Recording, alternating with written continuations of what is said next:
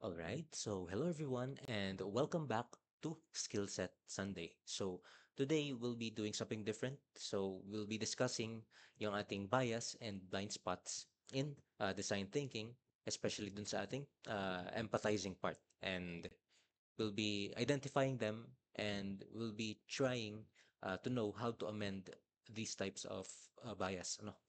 So, ayun, uh, without further ado, let us begin. So, first, let us consider why designs fail even when it is correct. No. So, this may be applicable to some designs na they have their intended uses, but they still failed. So, I have prepared some examples, no? So we can discuss them and explain how they kind of failed. No. So for the first one, we have the Apple Butterfly keyboard, which was in sale from 2015 to 2019. Ano? So the thinner mechanism aimed to improve typing feel and to save space. So makikita naman natin that yung uh, keyboard niya is medyo maliit, no? And it is to give more space for the touchpad, ano, for of the MacBook. And ayun nga, yung naging problem dito, small amounts of dust or debris made the keys unresponsive. No, so the solution was intended to be elegant. Ano, it was to improve the for ano yung ating yung typing feel, but it was kind of fragile in the end. No, and it didn't last that long compared to other Apple products that we see in the market. So, ayun, uh, this is one of the examples. No, so we have another one, and we have the London Millennium Bridge. And initially, when it was opened on 2000, ano, on opening day, the pedestrian bridge wobbled unexpectedly due to synchronized footfall. So I think yung London Millennium Bridge was intended to yung kanyang capacity is around 5,000 people and such. However, hindi na consider ng engineers yung kanyang uh, structural integrity when the footfall was synchronized. So, parang naging uh, fault dito is yung human error, no? Since it it kind of creates yung bizarre outcomes, especially to this. Since yun nga, nag-sway siya sideways, no? And nagbubble nga siya due to, yun nga, yung sabay-sabay silang they crossed uh, at the same time, no? So, that may be attributed to the human error part, no? So, ayun, that's another uh failed design. That's not really a failed design since I think they fixed it already, but it could potentially put life in danger, especially in that time na nag-cross yung mga tao, ano.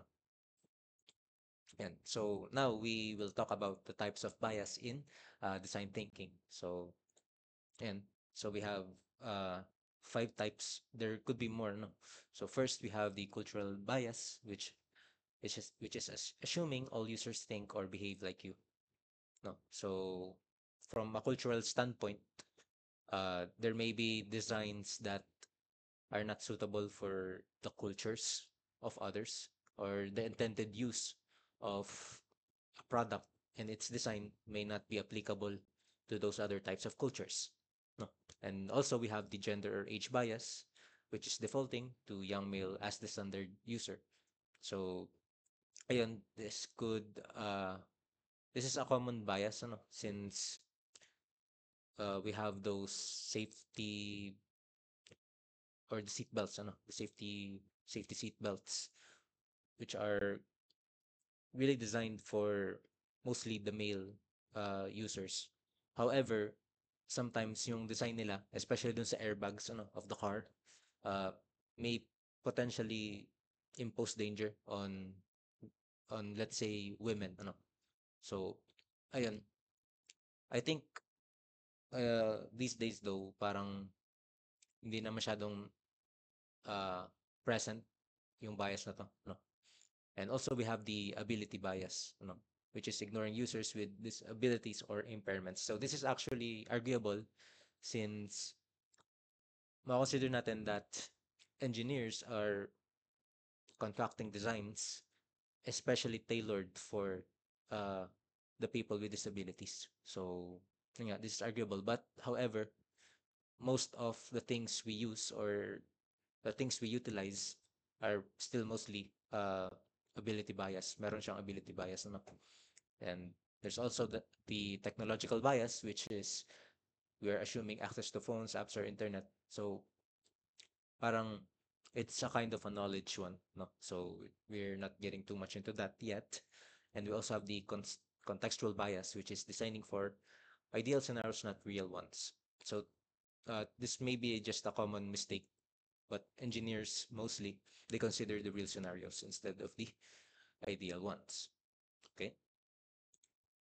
Now we will discuss how to empathize better. So, yun nga, since yung ating design thinking, as we have previously learned on our introduction to engineering courses, no? So we have the empathize process, we have the design, and then we have to ideate, we have to prototype, and then we have to test it. But now we're uh, merely focusing on the empathize part. No? So firstly, we have to use personas and edge case simulation. So personas, as I've said, yung sa ating cultural biases, you have to consider those. So we're utilizing personas such as, yun nga, uh, another example is yung sa ating mga hand sanitizers, the automatic ones. Sometimes they don't detect yung mga people with a darker skin tone, no? So that may be a case of trying to use personas. And also yung ating edge case simulations, basically what they mean is they're trying to simulate a scenario in which it is not really adhered to or hindi siya kina-calculate dun sa situation na yun. Let's say, parang worst case scenario. Ano? Parang yun yung meaning niya. And also, we have to ask who is being excluded by this design. So, by simply asking this question, there may be a lot of problems that can be solved by tweaking the design. No? So, para mas ina-accept natin that there are people with certain disabilities or cultures that may not be inherently happy with the design. Ano? So, in some ways, we have to do this as well. And also, we have to collaborate with people from different backgrounds and expertise. No? So that's just basically the combination of the two first ones. No? So, ayun. And now, to apply what we have discussed so far, so I have a mini case challenge, ano, which is the one-handed engineer. So the goal here is that we have to design a physical calculator that can be fully operated with one hand while standing in a cramped workshop. So this is kind of an example of an edge case simulation. Ano? So, ayun, we have to consider the following. Ano? So you have to consider the fatigue of the engineer. Ano?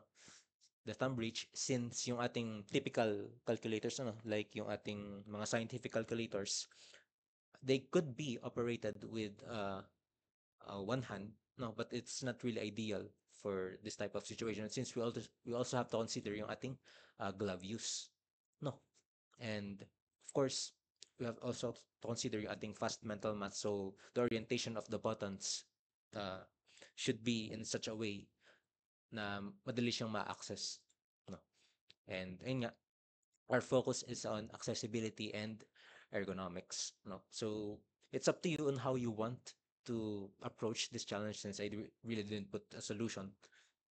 Parang it's an open-ended question, ano? So you could try to create a design if you want, and ayun, some possible solutions, ano?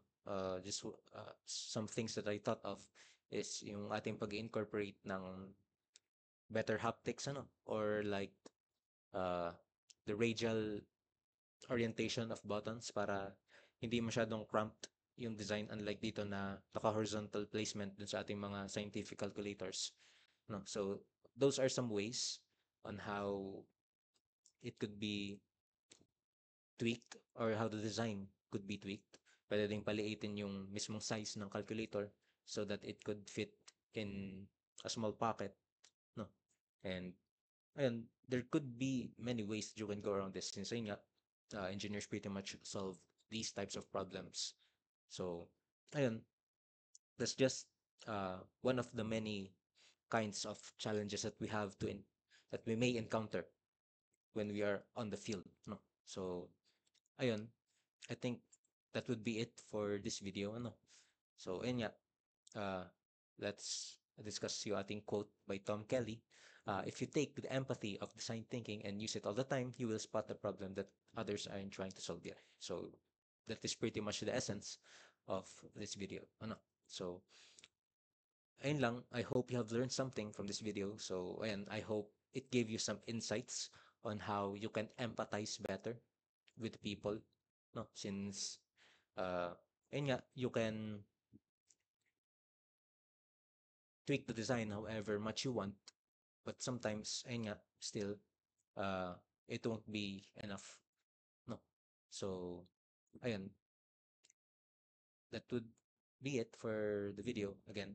So, thank you guys, and I'll see you guys tomorrow sa ating Math Monday. So, yun lang. Thank you guys, and goodbye. Happy learning.